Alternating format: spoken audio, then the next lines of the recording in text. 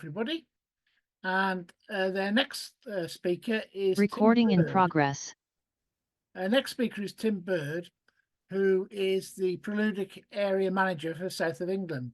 Now, I well remember from my days as a clerk when Preludic burst onto the scene as a playground provider, and their schemes have always been innovative and of a high quality.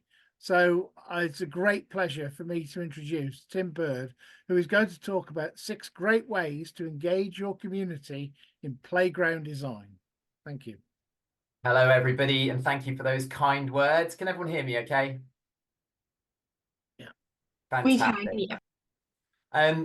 So yes, thank you for joining me. And I am the area manager for the South East, and this is a topic which I am particularly passionate about. I hope to share some of my enthusiasm with you, as well as a few good techniques for engaging the community, not just in playground design, but anything relating to public spaces, fitness areas, outdoor gyms, muggers, whatever it might be. So I'll just quickly run through what we're going to look at together. First of all, before talking about techniques, there's obviously the question as to whether to do consultation or not. And if you do it, when to do it, and then we can move on to talking about how. After we've gone through a few different techniques, we can touch upon the topic of accessibility and inclusion, how to do consultation work in a way that reaches everybody.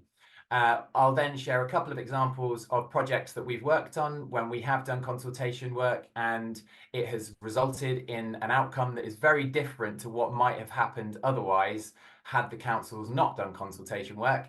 And at the end, a bit of further reading and hopefully some time for some Q&As. So without further ado, why do consultations?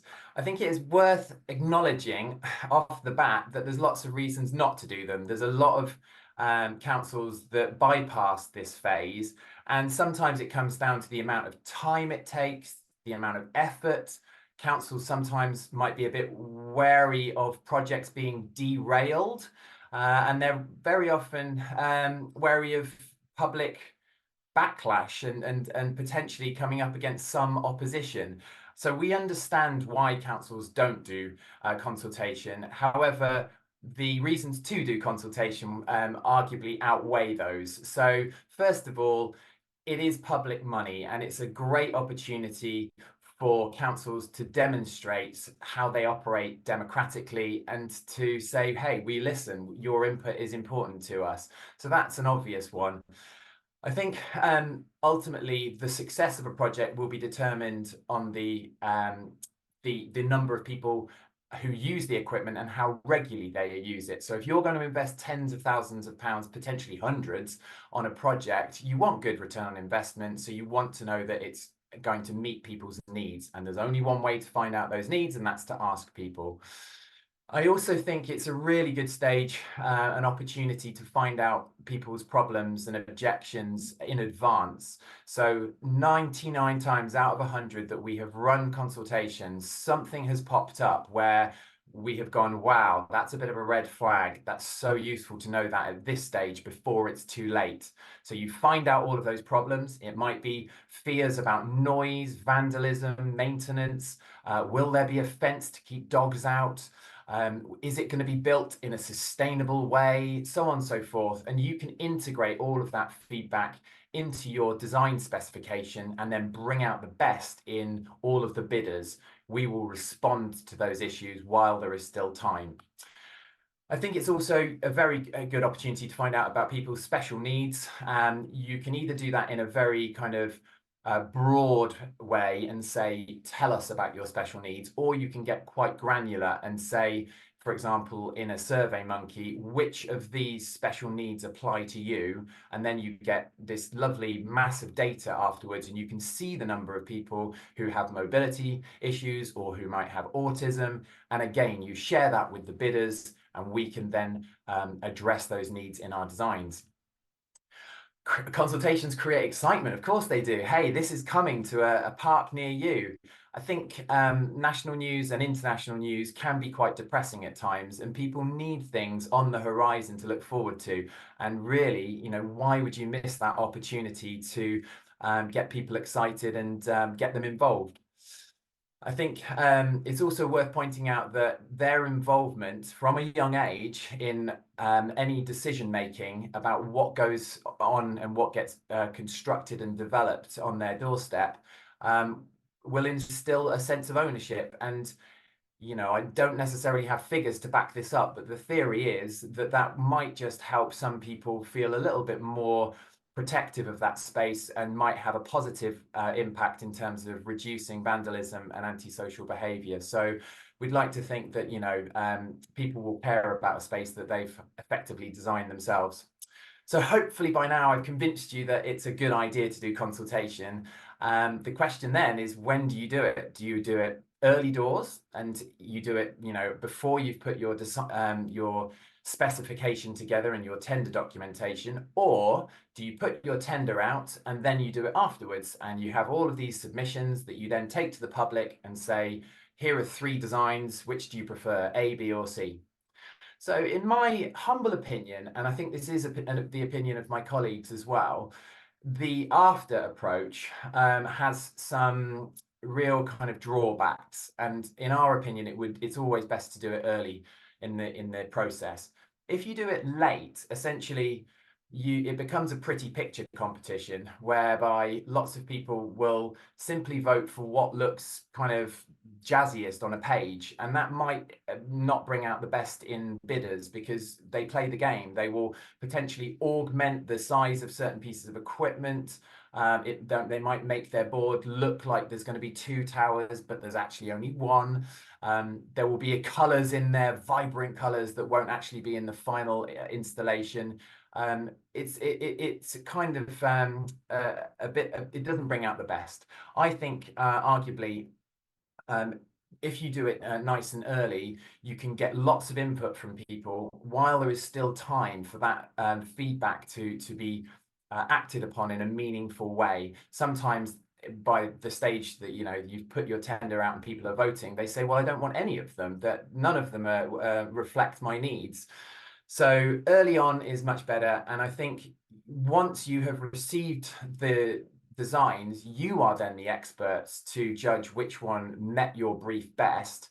And you will have access to lots of information that the public won't have in terms of warranties, case studies, the sustainability policies of various different companies. You can assess that and judge on their behalf, but they have given the initial input. So that's obviously up for discussion. So, hey, it's time to do our consultation. How do we do it? We've got some ideas. I'm sure you will have other ones, but for the sake of argument, here are a few that have worked for us in the past. One size doesn't fit all, so there's lots of different approaches. You might do sticker boards, you might do online surveys. Consultation videos are a way of accessing people and getting a message across. The scrapbook approach can work well. We'll look at that in a bit more detail. You might get children to draw their own playgrounds or put them together designs using craft materials. And obviously there's lots of designs that have already been done that you can use to say, hey, here are some that have been done before. Which ones of these are of most interest? So let's go through those in a bit more detail.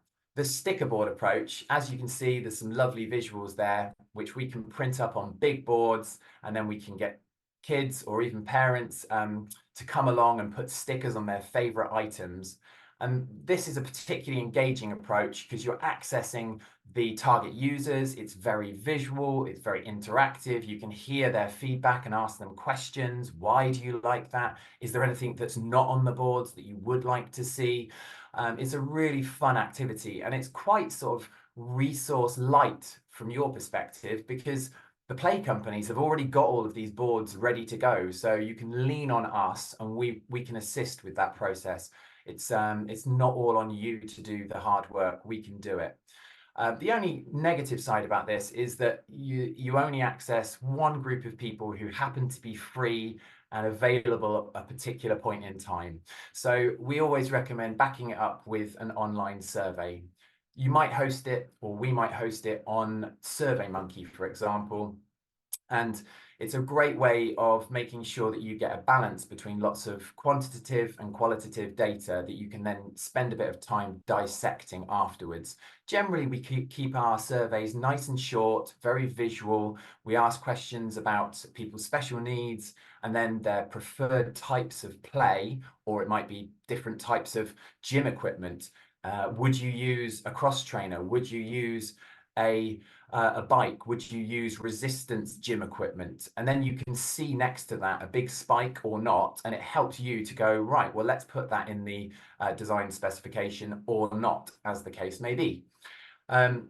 We always include a little box at the end, you know, where we encourage people to write whatever they have on their mind that we haven't covered. And that part there is pivotal, because you will find out about local residents who've got lots of fears about all kinds of different things, lots of concerns, lots of special needs, lots of enthusiasm as well. It's an opportunity for you to get a feel for people's support for the project as well. So never make it too prescriptive, but certainly it's worth bearing in mind that not everyone is on Facebook. So generally speaking, we will make sure that there's lots of QR codes on posters, in notice boards, a variety of different locations to drive people to that landing page. And then once they're there, as I said, it needs to be short and sweet. If it's too long, people will not read it. Too long didn't read. So on to the next method, and this is a consultation video approach. Now, appreciate that not everyone has time for this, but there was a reason we went down this route for one of our consultations. Due to the dreaded COVID situation. We couldn't get into schools, we couldn't access young people in the same way that we did before COVID. And suddenly we had to get imaginative in terms of how we reached out to them, explained what we were trying to achieve, and asked for their help to design play areas. So I'm going to do that dreaded thing where you press play and potentially the video doesn't play for half of you, or it you know, staggers and so on and so forth. But there is a link, and this will be shared with you afterwards. So if it doesn't play, then you can watch it in your own time. But just a brief video. Hello there! My name's Tim, and I've probably got the coolest job in the world. I design play areas. Pretty cool, huh? Did you know Field Parish Council is planning to build an amazing new play area in the recreation ground? Yeah, the one by the church. That's going to be replaced with a brand new super duper, all singing, all dancing, swirling, whirling, swinging and zinging play area. And I'm going to do the design for it. So you get the vibe, hopefully, and hopefully that played for you okay. It's a way of conveying excitement, and it was played during a school assembly, and then the children went and put their stickers on the boards, and yeah, we got really good response from that, and it was such useful feedback, and it was so good to make sure the kids voted for their favorite items, and sure enough, they voted for things that potentially we wouldn't just maybe we would not have known about otherwise. So yeah, hopefully it was time well spent. Another approach is the catalogue scrapbook approach, whereby councils are inundated with lots of catalogues, and you can put them on a table and give children some scissors, and away they go. They can pop them on a board with some Pritt stick and scribble their notes about what they want. And it's, again, very creative, very interactive, and very visual. So you can, you know, essentially have children designing their dream play space. That's the pro. The con is that they always go for the biggest items, sometimes huge tower units that you don't have space or budget for. And obviously, children don't have any consideration really for the maintenance side of things. And you know, can sometimes come up with slightly impractical ideas. So you have to be wary of the fact that you might kind of raise expectations and then obviously dash them. Children always go for water play.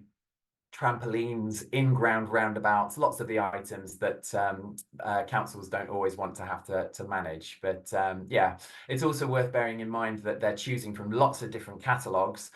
So when you put your tender specification out, maybe some play companies might struggle to tick all the boxes, and well, we haven't got that in our range. But the bigger play companies, such as Preludic, by and large, we've got something for everything. So coming on to method number 5, drawing or building your own playground. So similarly, very creative, very expressive. You can get kids to put together their own dream playground using lots of crafty materials. It might be pipe cleaners or Play-Doh, things like that. And you will get weird and wonderful results. So children would always enjoy this. The only problem again is that, well, hey, it takes a bit of time and there's resource requirements, and not everyone is good at drawing or building things, so it can be potentially a little bit exclusive in some regards.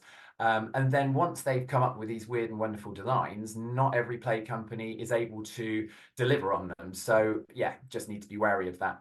Worth pointing out at this point that Preludic do have a bespoke capacity. So, you know, if the budget's there and we've got the time frame to create what they've come up with, we will give it a go. And obviously then make sure it's compliant.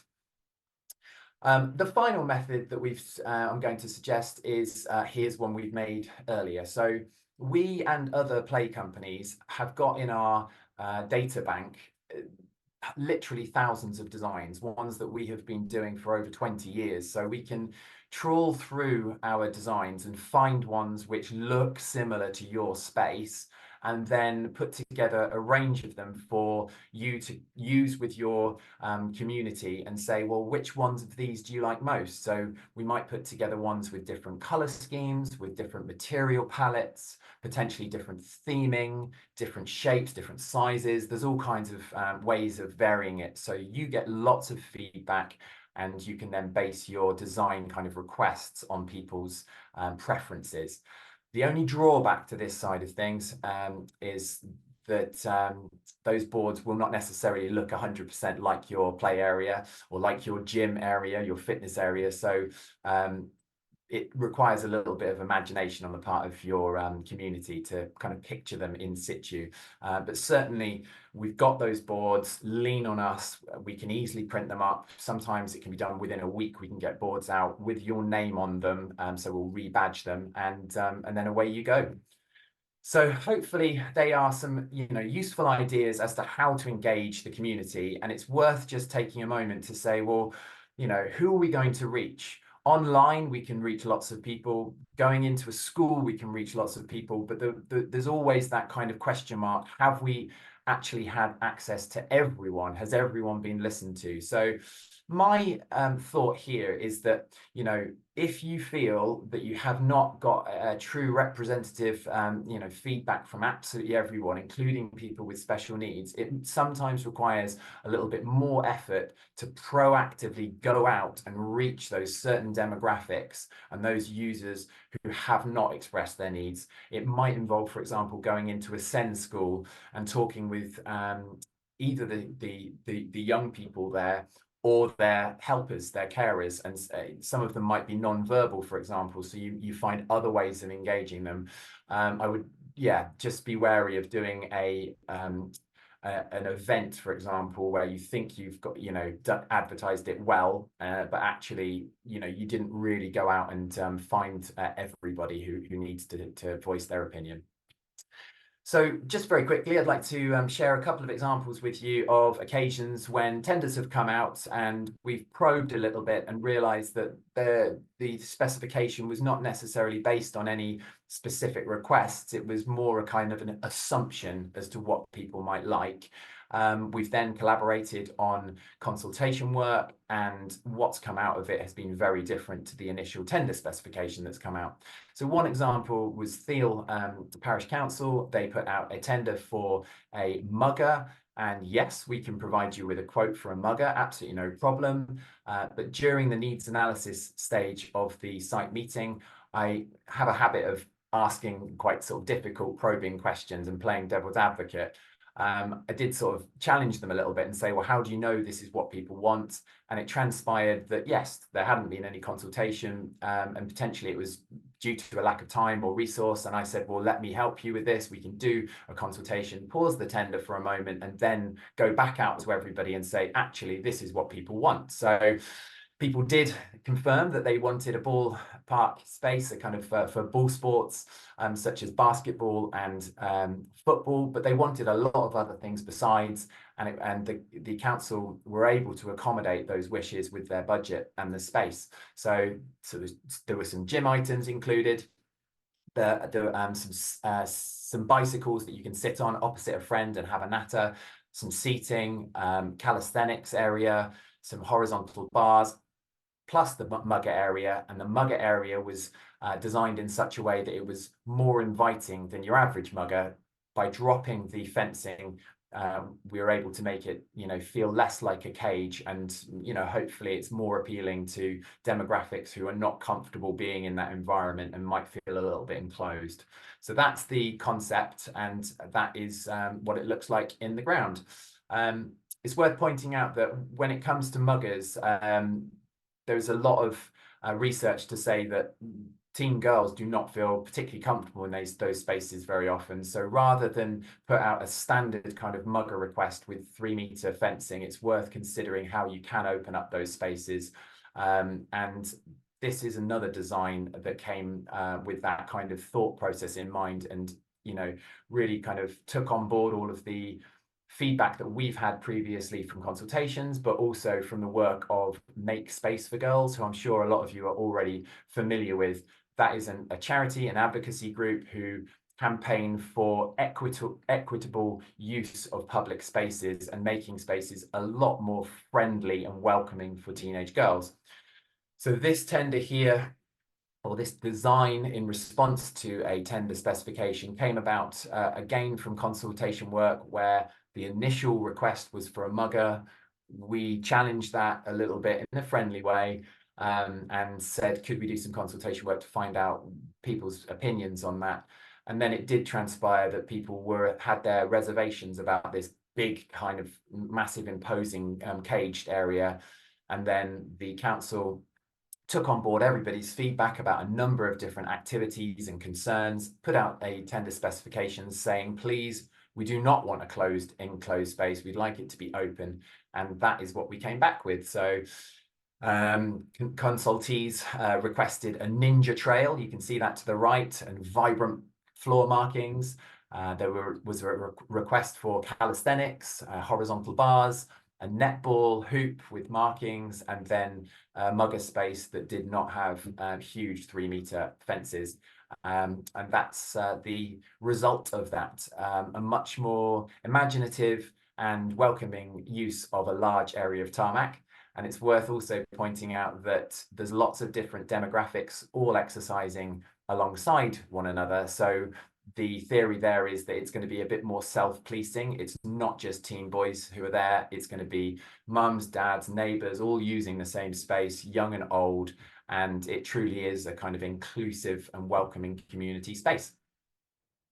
So I think at this point, very quickly before kind of tying up, I just thought it would be worth pointing out the obvious, that the engagement doesn't need to stop once you've done your initial survey. Very often we will go out onto site with young residents. We might invite a nursery or a primary school to site during the installation phase. We'll give them hard hats and high vis and get them to see the plans and tell us about what they like, and tell us about how excited they are about what's coming.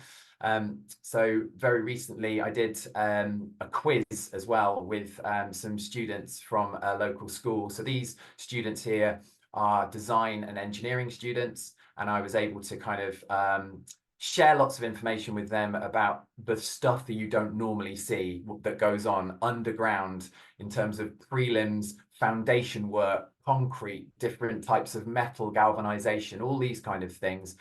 There's a lot of really useful information that we were able to share, and again, hopefully they then look after the area because they know how much kind of TLC has gone into it and how much effort's gone into putting the area together. So a bit of further reading for you, and you might want to get your phones out. I've got a QR code on the next screen, which you can scan, and it will take you to all of our resources if you want assistance with anything. So we have got a document called 7 Steps to Success. It goes through consultation work, but it also talks about funding options and so on. So if you scan that QR code, you will find that and other useful pieces of literature there. So we've obviously got our catalogues that you can access, one for play, but also we've got all of our outdoor sports equipment as well. And there's also some really good guides on inclusive play and bespoke design and things like that. So yeah, I hope it has been a useful 20 minutes or so and that I'm on time. And if you've got any questions or feedback, please fire away. Right, Tim, thank you very much indeed for that. We've got a couple of minutes, so if there are any burning questions, we can pick them up. But can I just say, I've been a clerk, or had been a clerk for 30 years and put in probably a new play area every year. So I've used most of those consultation methods, but this is probably the first time I've seen them documented in a single place. So excellent to bring it all together like that. I think we're smashing. Brilliant. Well, please do share it more widely. I hope it's useful. We've got is that George Tomlinson? As I've got there. Yep. Okay. Hi. Yeah, I've Hello, got a George. couple of questions. Fire away. So we've done a consultation recently, and I wonder whether you've got any tips for kind of balancing out the views of the children and the adults if they differ. So ours kind of resulted in the adults wanting very kind of sympathetic, kind of natural materials, and the kids really wanted bright colours. Yeah, so I just wondered, that's the first question, and if I come in with a second question as well. Yeah. Also managing expectations in terms of budgets. So we have quite a small budget for what we're doing, and again, sort of feedback came back, and really what people are wanting is kind of 3 times what we actually have to spend. So yeah, if you've got tips on how to sort of manage expectations, both in terms of the kind of design and also the design in terms of the spend, that would be really cool.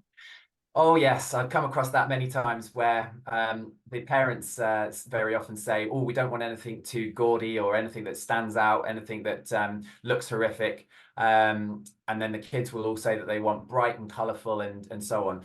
Let's remember that a play space is everyone's, and everyone's needs need to be taken into consideration. Kids do like bright colours, and certainly as you develop, certainly at a young age, there needs to be a lot of sensory stimulation. So we would sometimes in those scenarios suggest that we do maybe the toddler areas a little bit brighter and have, you know, a confined area that is all about the senses and stimulation, and then maybe you take on board people's feedback about the bigger, more imposing units that people have to look on out of their window on.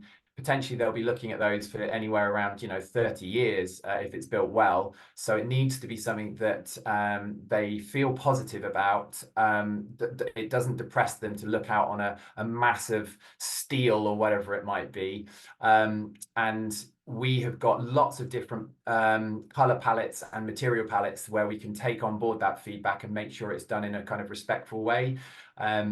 It's worth also considering house prices, that, you know, a good play area, people's house price will go up, but a bad play area, wow, it will impact on how people feel about, you know, buying a house, and I don't want to look out on that every day. So I would try, if possible, to be mindful of everyone's opinions and cater to everyone. And I do think if you zone things cleverly, you can kind of have it both ways. You can have your cake and eat it. Did that answer your first question, George? Yes. and as for the second one, I think it can be a real minefield if you do consultation work that it doesn't have some constraints on it. Unfortunately, if you do put out lots of imagery of any and every item imaginable, yes, people will come back and they'll want the big ones, the expensive ones, the tall ones that require planning permission and all the rest of it. So I would just, you know, work with a play company as I said, between us, we've all got the resources and the imagery to help you in this. You don't have to kind of reinvent the wheel. And then just kind of set those parameters from the outset. So you've got items which are under 4 meters. If you don't want something that's going to cause you maintenance problems like a trampoline or an in-ground roundabout, then don't put them on the boards, because you can explain during the consultation period while they're not on there, hey, it's not appropriate because we've got lots of clay, for example, and it doesn't drain. And from the outset, you're kind of limiting people to things that they can actually want. So I just did a consultation, or 2 actually, this week, where we didn't have anything on the boards that was not kind of achievable. And yeah, hopefully, again, that kind of manages people's expectations. Does that kind of cover that? You've reminded me of a story, Tim, that going back a few years ago, we'd set up a consultation for a children's play area. Our council had set a budget quite correctly, and the kids came back and they wanted a bit more. And so what we did, we actually took the kids down to our district council to apply for a grant, and they made the case. Wow. So it's amazing, and they got the grant. So it's amazing what can be done. Doesn't that just show the power of consultation? That's fantastic. Yeah, I mean, they've got every right to be underwhelmed. That is one of the things that you can find out via consultation work, that people do not feel that you're going big enough, wide enough, high enough, or kind of putting the budget behind things. And yes, take that kind of feedback on board. I think we're always expecting pats on the back for whatever we do, and I can't sort of stress sort of enough how important this consultation work is. There's been some sad occasions in the past where you've been at an opening event and you're expecting everyone to give you a hug and tell you how amazing you are, and you actually get feedback, well, this isn't what we wanted, and that only happens when consultation work has not been done, and it's never happened, thankfully, when it has been done. You've already made those connections and you're familiar with people, and you tend to get a lot more kind of positivity. And if people's expectations are being dashed, you're doing it early, not late, so they kind of know what's coming. Tim, thank you very much for what has been a really interesting talk. It's been much appreciated. And I said with the last speaker, we can't very well call an audience to give you a round of applause, but if you'll take it, that I think everybody's very, very pleased with what they've heard today. So brilliant. Thank you so much. It's been a pleasure. Okay, moving straight on now. Our next speaker